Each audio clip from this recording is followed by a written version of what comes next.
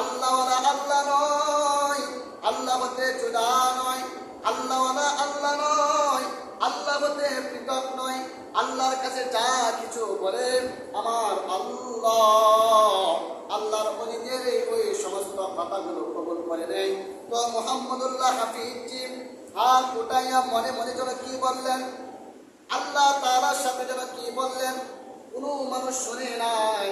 সাথে সাথে আমার আল্লাহ ঢাকার উপরে যে আকাশটা আছে, আকাশটাকে মেঘাচ্ছন্ন করে দিয়ে 1 মিনিটের ভিতরে বৃষ্টি দিয়েছিল।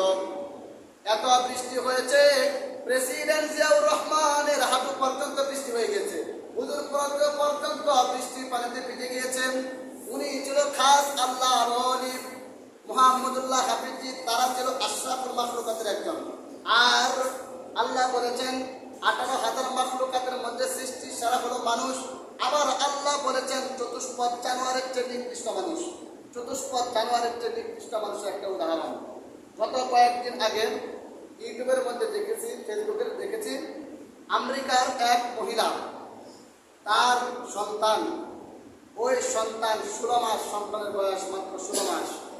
এই 16 মাসের সন্তানকে ঘরে রেখে তার যে অবৈধ সম্পর্ক বয়ফ্রেন্ডের সাথে 10 দিনের জন্য সফরে গিয়েছে। 16 মাসের সন্তান, সেটা নিজ হাতে খেতে পারে না, ঘরের ভিতরে কোনো কিছু নাই, দরজা লাগিয়ে দিয়ে তার সামনে দুধ রেখে সে চলে গিয়েছে।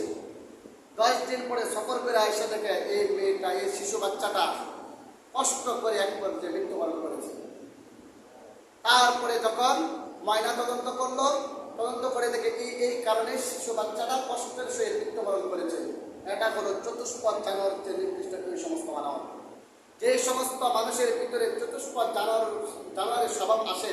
যেমন কারা চতুষ্পদ জানোয়ার তারা প্রস্তাব করে, মানুষও তারা প্রস্তাব করে, তুমি তো চতুষ্পদ জানোয়ারের যে নির্দিষ্ট। আল্লাহ বলছে মানুষ সৃষ্টির সেরা, আবার মানুষের চতুষ্পদ জানোয়ারের যে নির্দিষ্ট।